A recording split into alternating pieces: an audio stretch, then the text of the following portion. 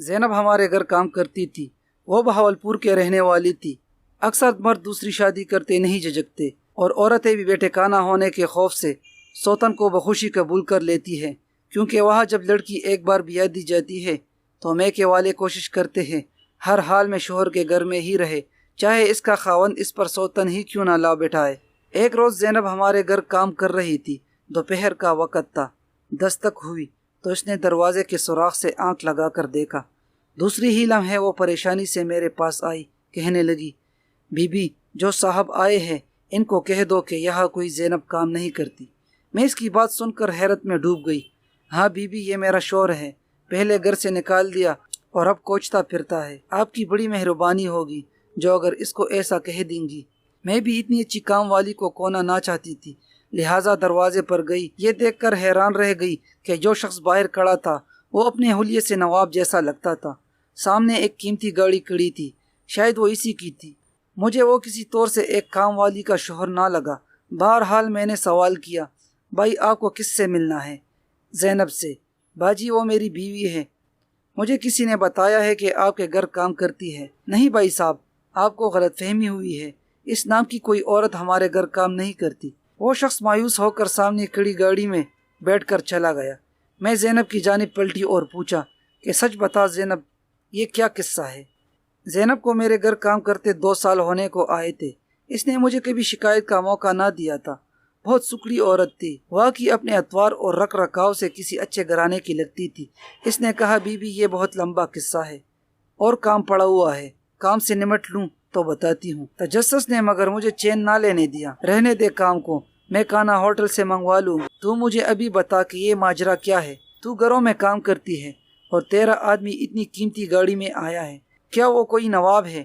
شکل اور حلیے سے تو نواب لگتا ہے۔ نواب تو نہیں ہے پر زمیندار ہے، بہت پیسے والا ہے۔ بس میری نصیب میں چاکری لکھی تھی سو کر رہی ہوں۔ پھر اس نے ان الفاظ کے ساتھ اپنی کہانی سنائی جو میں اسی کے الفاظ میں قلم بند کر رہی ہوں۔ بی بی جن دنوں ہماری شادی ہوئی ہمارے روز و شب بھی ایسے ہی مسرت بھرے تھے جیسے کہ عام چاہنے والوں کے ہوتے ہیں۔ میرے شوہر مجھ پر فدا تھے۔ 2 دن کو میں کہ چلی جاتی تو روٹ جاتے، کہتے زینو تیرے بنا میرا وقت نہیں کٹتا، جی کرتا ہے کہ تو مجھ سے ایک پل کو بھی دور نہ ہو۔ اگر میں جہانگیر ہوتا تو حکومت کرتے وقت تمہارا ہاتھ بھی پردے کے پیچھے سے میرے کندھے پر دھرا ہوتا، پر اب کیا کروں، مجبور ہوں۔ تمہیں اپنے ساتھ دفتر نہیں لے جا سکتا، ورنہ تو سامنے بٹھا کر وہاں بھی تیرا دیدار کرتا رہوں۔ میں یہ باتیں سنتی تو خود کو دنیا کی خوش نصیب ترین عورت سمجھتی تھی۔ میرے پیر ہواؤں میں رہتے، مجھے اپنے شوہر کی محبت پر خدا کے وجود کے مانند یقین تھا۔ میں سمجھتی تھی کہ دنیا الٹی گھوم سکتی ہے، سورج مغرب سے نکل سکتا ہے، مگر میرا شوہر نہیں بدل سکتا۔ 5 سال سکون سے گزر گئے۔ میرے سرتاج کے پاس بے اندازہ دولت تھی جو ان کو وراثت میں ملی تھی۔ یہی دولت بالآخر میرے اور اس کے درمیان جدائی کا سبب بن گئی۔ 5 سال بعد بھی اولاد نہ ہوئی تو ان کے رشتہ داروں نے محی الدین کے کان بھرنا شروع کر دیے کہ صاحب یہ بے اندازہ دولت کدھر جائے گی، اس کا وارث کون ہوگا، ایرو غیروں کے نصیب ہو جائے گی۔ عورت بانجھ ہو تو مرد کو وقت سے شادی کر لینی چاہیے، بڑھاپے میں کریں گے تو اولاد کی خوشیاں کب دیکھیں گے۔ میرا شوہر رشتہ داروں کی یہ باتیں سنتا، میں بھی سنتی اور ہنس دیتی، کہتی ان لوگوں کا تو دماغ خراب ہے سائیں، اگر عورت کو اولاد نہ ہو تو مرد دوسری شادی کرنے لگتا ہے، اگر معاملہ الٹا ہو تو کیا عورت بھی دوسرا مرد لا سکتی ہے؟ اصل بات تو یہ تھی کہ مجھے یقین تھا میرے اولاد نہ ہونے کی وجہ سے یہ کبھی نہیں ہو سکتا کہ میرا شوہر میری محبت کو بلا کر کسی اور عورت کو بیاہ لائے۔ میری محبت تو ان کی زندگی تھی، ان کی روئی روئی میں بسی تھی، بھلا پھر یہ کیسے ممکن تھا کہ محبت کا یہ نو لکھا ہار میری گردن سے اتار کر کسی اور کی گردن کی زینت بن جاتا۔ عورت بھی مرد کے بارے میں کس قدر خوش فہمی میں مبتلا رہتی ہے، نہیں جانتی کہ اس ہستی کو بدلتے دیر نہیں لگتی۔ جہاں عورت کی محبت چٹان کی طرح ہو سکتی ہے، وہاں مرد کی محبت محض مصلحت بھی بن سکتی ہے، اور کسی روز بھی اس کی نیت بدل سکتی ہے۔ کسی خوبصورت عورت کو دیکھ لے تو اس کا دل قابو میں نہیں رہتا، جبکہ شریف عورت ہمیشہ ایک مرد کی محبت کو ہی اپنی زندگی کا حاصل سمجھتی ہے، خواہ اس کی نظروں کے سامنے کتنے ہی مرد کیوں نہ گزر جائے۔ ایک دن کسی نے خبر دی کہ محی الدین نے دوسرا بیاہ رچا لیا ہے۔ یہ انکشاف میرے لیے ایسا تھا جیسے ہیروشیما اور ناگاساکی پر ایٹم بم گرا تھا۔ میری دل کی سرزمین تو ایسی جلی کہ پھر کبھی روایت کی امید نہ رہی۔ البتہ ان کی یہ حرکت مجھ سے کب تک چپتی، آخر بتانا پڑا۔ پھر ایک روز دوسری عورت جو اب ان کی بیوی تھی گھر لے آئے۔ جو ہو چکا تھا اس کو قبول کرنا تو ناگزیر تھا۔ میں اپنے شوہر سے محبت کرتی تھی، اس لیے محی الدین کو پریشان کرنا یا علیحدگی کا مطالبہ کرنا خود میرے لیے باعث تکلیف تھا، لہٰذا اس کڑوے گھونٹ کو پی کر خاموش ہو رہی۔ ماں نے بھی سمجھایا کہ اپنے شوہر کے گھر رہو اور سوکن کے ساتھ گزارا کرو، میں کے آ بیٹھنے سے کچھ خوشیاں نہ ملے گی، البتہ بھائیوں اور بابیوں پر بارگراہ ہو جاؤ گی۔ اپنا گھر اپنا ہوتا ہے، محی الدین تم سے برا سلوک نہ بدلے گا۔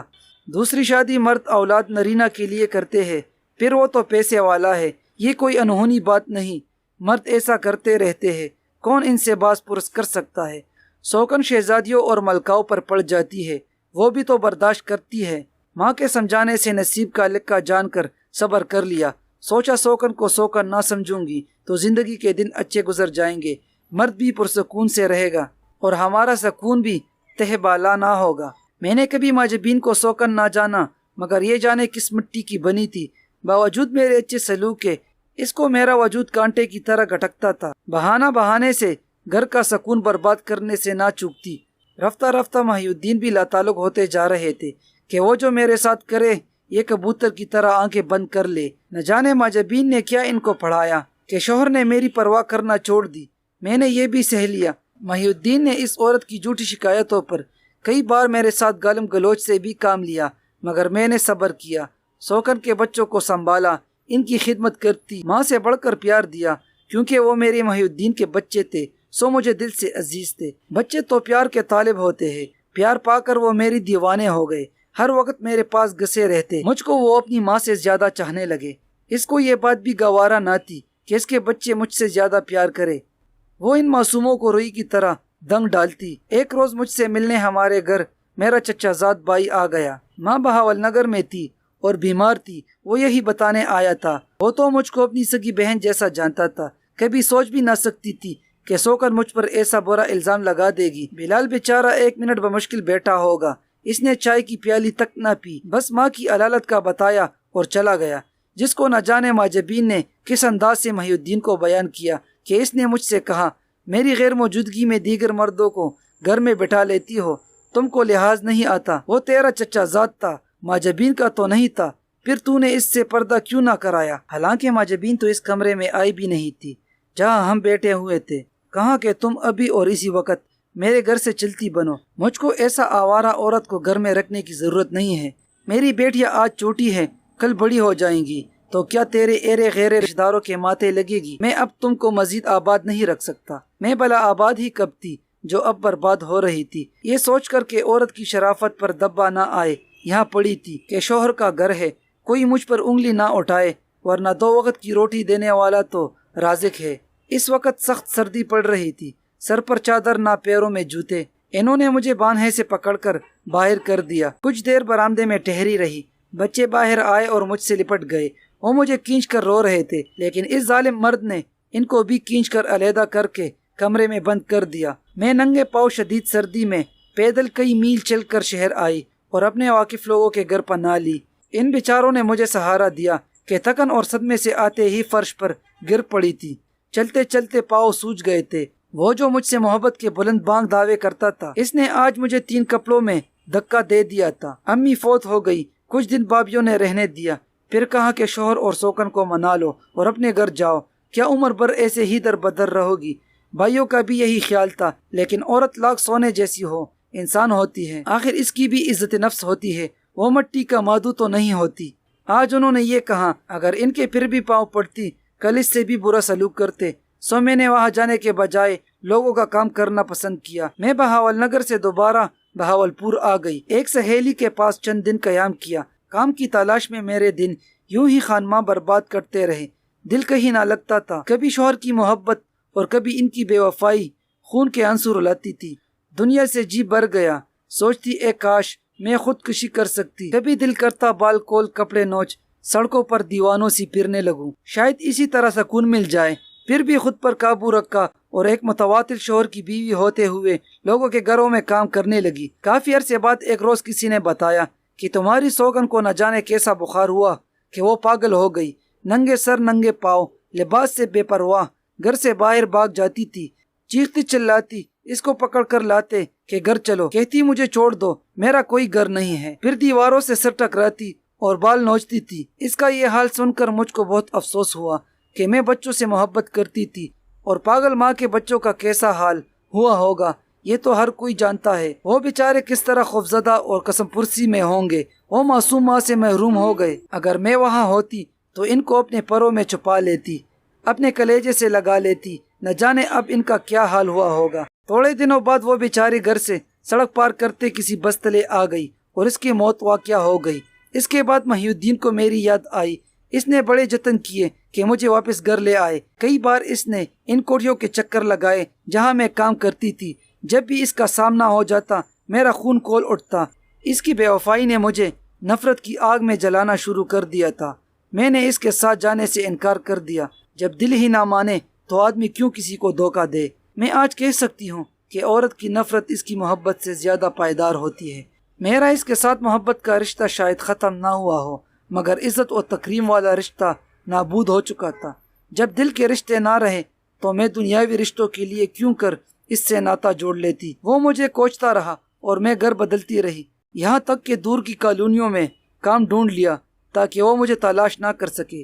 وہ بھی کچھ عرصہ مایوس ہو گیا۔ بالکل اس نے اس پرانے گھر جا کر میرا پتہ کیا ہوگا جہاں میں پہلے کام کرتی تھی، وہاں بھی کبھی کبھی جاتی ہوں۔ انہوں نے یہاں کا پتہ دیا ہوگا۔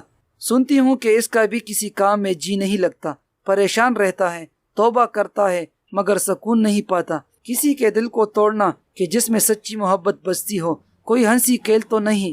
اس نے میری زندگی کو کھلونا سمجھا، کھیل کر پھینک دیا تھا۔ کبھی کبھی بچوں کی خاطر دل نرم پڑ جاتا ہے جو مجھ سے محبت کرتے تھے۔